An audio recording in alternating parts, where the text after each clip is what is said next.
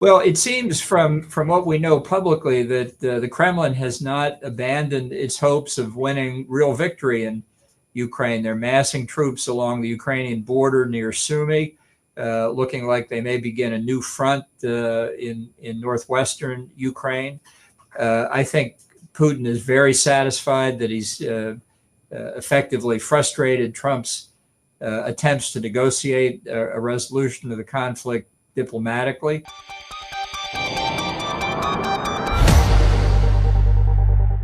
Witam Państwa w kolejnym odcinku naszego programu Świat według Polski, w którym staram się pokazać, jak wydarzenia na świecie wpływają na nasze życie tutaj. Państwa i moim specjalnym gościem dzisiaj jest pan ambasador John Bolton, były właściwie szef Biura Bezpieczeństwa Narodowego podczas pierwszej kadencji Donalda Trumpa w Białym Domu. Mr. Ambassador, thank you for finding time for this interview. Glad to be with you. Thank you for having me. So, do you think that Donald Trump can attack Iran again, maybe in the next weeks or next months? Well, I think if we get a better sense of what the actual damage was done to their nuclear program and the damage Israel's separate attacks did on their air defenses and ballistic missiles, we would be in a position to take additional steps. And I think it's important that we use this moment to do that. I think the regime in Tehran, the Ayatollahs, are very weakened. I think there's enormous popular discontent with the regime. They're in a very dangerous position at this point. But it's critical that we not permit the Ayatollahs to get deliverable nuclear weapons. This is not just a problem for Israel. It's a problem for the whole world. This is nuclear proliferation that seriously endangers everybody, not just in the Middle East, but really around the world. And the Iranian support for terrorism, completely separate from the nuclear weapons program, has for many years made Iran the world's largest state sponsor of terrorism. So this regime is really a global threat, and it's been badly weakened already, and it may well be this is the opportunity to see the regime overthrown. So you was one of the officials who say openly for many years that the U.S. need to strike Iran and stop this progress about the Iranian nuclear program. So how do you rate this 12 days war between Iran and Israel with the U.S. involvement? Do you think that was a big success of Netanyahu or Trump, or that was only the one moment to stop the most critical moment about this nuclear program, about creating the nuclear bomb? Well, I think it was unquestionably the right thing to do, right thing for Israel to start, and I'm glad that Trump joined in. I wish we had done this together. I think we could have had even greater success, but it would be a mistake to think that the problem is solved. The problem is not solved, and in fact will not be solved until the Ayatollahs are replaced. So one of the consequences of the Israeli attacks, not just now, but back in October when they responded to Iran's second ballistic missile attack on Israel, is that Iran's air defenses are almost non-existent. Now, they've been trying to persuade Moscow to send additional resources. That hasn't happened yet, but you can bet that Iran will try to rebuild its air defenses. We can't permit that to happen. I think that they're in a very weakened state. I think more military activity against the nuclear program will be necessary. I don't think there's any need for military involvement with the people. I think they're capable of rising on their own. I think they could use some material assistance, but not in the military sense. This is a real opportunity. I don't think it began tragically on October the 7th, but the entire Iranian strategy against Israel has failed. And when a nation commits acts like that, to leave that regime in power really would just be an invitation for more trouble in the very near future. In your opinion, we are closer to atomic option about the U.S. sanction against Russia, or maybe we are closer to some kind of business, political, diplomatic deal between Trump and Putin over the Ukraine? Well, it seems from what we know publicly that the Kremlin has not abandoned its hopes of winning real victory in Ukraine. They're massing troops along the Ukrainian border near Sumy, looking like they may begin a new front in northwestern Ukraine. I think Putin is very satisfied that he's effectively frustrated Trump's attempts to negotiate a resolution of the conflict diplomatically. I think this has been central to Putin's view for a long, long time. He wants all of Ukraine. That's how you recreate the Russian Empire. And he's not going to stop until he's met with adequate force. So it's a very dangerous period. I don't see Trump going back to diplomacy over Ukraine in the near future because he's obviously failed. He didn't get a deal in 24 hours as he promised during the campaign. That was never realistic anyway, but the effort looks like a failure. So I think he will turn away from the diplomacy. The real issue is whether the U.S. will continue military assistance, weapons and ammunition, and most critically of all, intelligence, or whether Trump backs away from that as well. And that question remains to be decided. We're discussing one day after White House confirmation about the stop some part of the military support from US to Ukraine. Do you think that we can expect more decision like that? Like the Trump administration will trying to stop military support for Ukraine and using that will trying to push this kind of peace negotiation between Russia and Ukraine about the war? Well, it's possible. I think this particular withholding of aid is much more a decision at a lower level. I don't think this is something Trump ordered. It comes from officials in the Department of Defense who are essentially isolationists, who didn't want to be aiding Ukraine to begin with. And the argument that the deliveries of assistance can't be made because it would deplete U.S. supplies of many of the items involved, I find that hard to believe. I'd like to know more about it. I think this announcement will cause a lot of opposition in Congress. Of course, they're focused now on some domestic spending and tax issues in Congress, but support for Ukraine remains high in both the Democratic and Republican parties, and I think this withholding of aid will not be popular. But I think the more important question is that Trump has not really resolved in his own mind what he's going to do. So notwithstanding this pause, it's no guarantee either of a complete cutoff of all assistance, which I certainly hope won't happen, or whether perhaps even this withholding can be reversed. But after the latest NATO summit in Hague in the Netherlands, we can say that the Trump love NATO, love Article 5 of NATO 30, because you say he will support the NATO, he will support the most important points in this North American 30 the security allies. Do you think that the Trump will support NATO in the next month, the next year, or maybe he can decide about the very emotional and very fast divorce between Europe and US if you talk about the security? Look, I think he supported NATO last week. I think that's a good thing. It could have been worse. The NATO summit turned out actually very well, but it's no guarantee of future performance by Trump. He doesn't yet fully understand how NATO works. He basically thinks the US defends Europe. We don't get anything out of it, and the Europeans don't pay for it. Now, that is not the way NATO works, but that's the image he has in his mind, and it's why I do think that the risk of Trump withdrawing remains strong.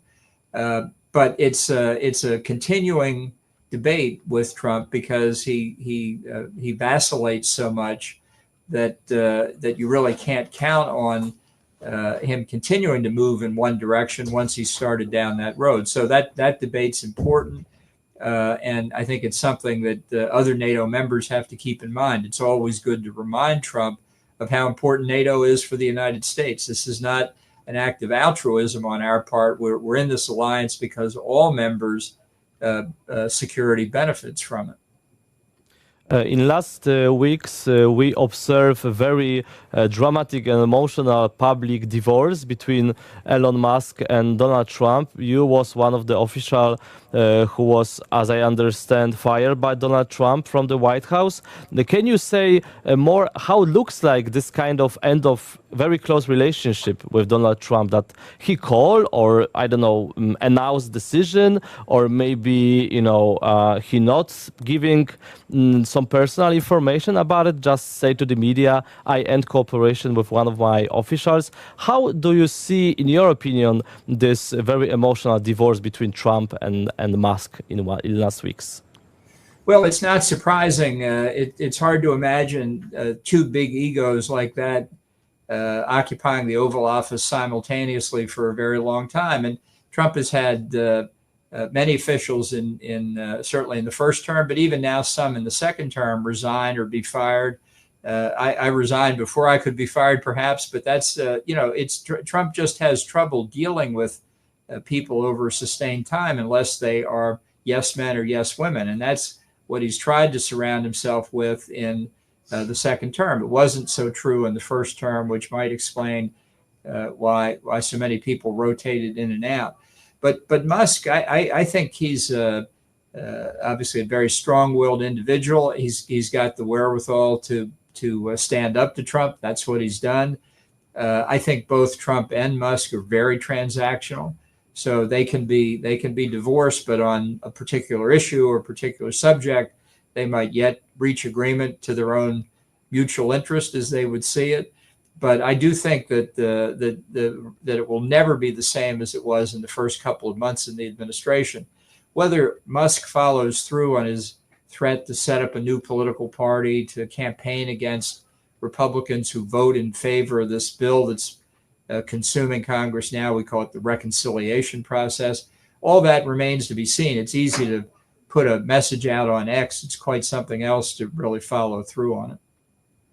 But do you see some kind of crisis of branch if you talk about the unity of MAGA movement over the striking Iran, over the big, beautiful bill, as the Trump administration described the last budget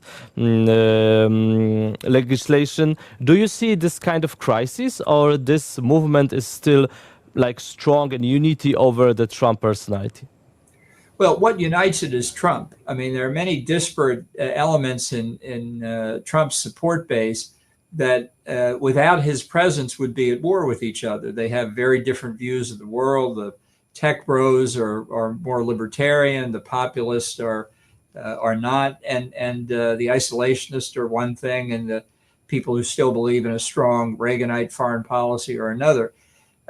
And that's one reason I don't think Trump will have a lasting impact, is that because he has no guiding philosophy himself, there's really no legacy to give to his successor, whether it's J.D. Vance or anybody else. And I think the fractures that you've mentioned inside Trump's base are such that in time here, it will be clear that his influence will diminish. It's true, right now he's still a new president, but he's also a lame duck president. His term will end in 2029, and as we get closer to that point, support for him will begin to go down. And I think these splits in the MAGA base, in effect, are making the way for that decline in support to emerge. What's about the White House plans about the territorial changing, that the sizing of Greenland, changing the Canada as a another state of the U.S., sizing Panama Canal? Do you see that the Trump administration will continue this way? We're trying to push Canada, Denmark, Panama to get 100% control over these places, or it's much more complicated than we can expect here in Poland? Well, I don't think there's any doctrine behind any of this. These are just random thoughts. Trump has a short attention span, and he gets an idea in his head. As an astute observer once said, Trump has no filter between his brain and his mouth. So if you take Canada as an example, I think We won't hear anything more about Canada becoming the 51st state. It was a way of for Trump to troll Justin Trudeau, the prime minister. He could call him Governor Trudeau as if Canada were just a state. Trudeau's gone from the political scene in Canada. Mark Carney has a different relationship entirely. On Panama, we've got excellent relations with the new president down there. He's invited American troops in to help close the border with Colombia so that people from South America aren't walking through Panama on their way to the Rio Grande River. And Greenland is really something that I think could be worked out with Denmark, with the Greenland citizens in a way that would be mutually beneficial. Obviously, control of the Arctic is critical in the rest of the century. If we're not completely united within NATO on it, we're going to have to worry about Chinese ships and submarines sailing through the Bering Strait between Russia and Alaska and emerging into the North Atlantic. That's I think a very clear danger for all of us. In the Cold War, at one point, the U.S. had as many as 16 military bases on Greenland, pursuant to a bilateral treaty with Denmark from 1951. I believe there's a way to work this out. I'd be happy if Greenland wanted to become a Commonwealth of the United States, but the issue is really not sovereignty, it's security. And if we could take this whole discussion out of the spotlight, which is hard for Trump to do, I do think there's an answer there. But from the practical point of view, from the geopolitical, realpolitik, this is necessary from the U.S. perspective to take over control of the Greenland, to think about explore more spaces around the U.S. border, or it's like completely useless in this geopolitical strategy now using by the White House, by the U.S. government. Well, I think these are just ideas that floated into Trump's head, and he talked about them, and now he's not going to talk about them. It's not part of a serious strategic enterprise, and I think this is hard for people to grasp. It was hard for me to grasp when I worked with him. He's been described as transactional. His dealings are ad hoc and episodic.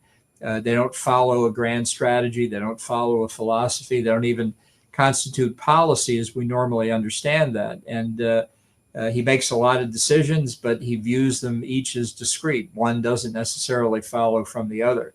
And that's so in for example, the case of the tariffs that he has imposed and the negotiations that are now underway with many countries, with the European Union, to try and resolve that. There's no hidden plan here. This is just how he reacts on a moment by moment basis, and it's one reason why it's difficult to fit that in to a more comprehensive protection and defense of NATO interest or our interest around the world, because he doesn't think through the implications of his moves from one day to the next. Very last question. Do you think that the Poland can offer something to Trump to secure U.S. military presence in Poland? We observe, for example, the mineral deal between Ukraine and U.S. As I understand, there was this kind of probe to find some kind of deal between the Washington and Kiev about the secure, or maybe buy some secure. So do you think that, for example, Poland in maybe possible near future negotiation about the U.S. presence, military presence in our country, that we can buy, or maybe we can offer something to Trump, or Trump change mind every time and there is no any guarantee about his support? Well, that's your last comment, unfortunately, is the case. You never can tell. In his first term, we negotiated with President Duda that he would build a facility in Poland that would be called Fort Trump. And Trump thought that was a great idea, and that would help get our forces committed there. But then he decided he didn't like the idea, and so we went back and forth. I think we're still evolving what the presence should be, but I think it's clear that because Trump is transactional, if Poland agreed to buy more American oil and gas or something like that, or permit the development of the shale oil that you've got in Poland already, that would be attractive to Trump too.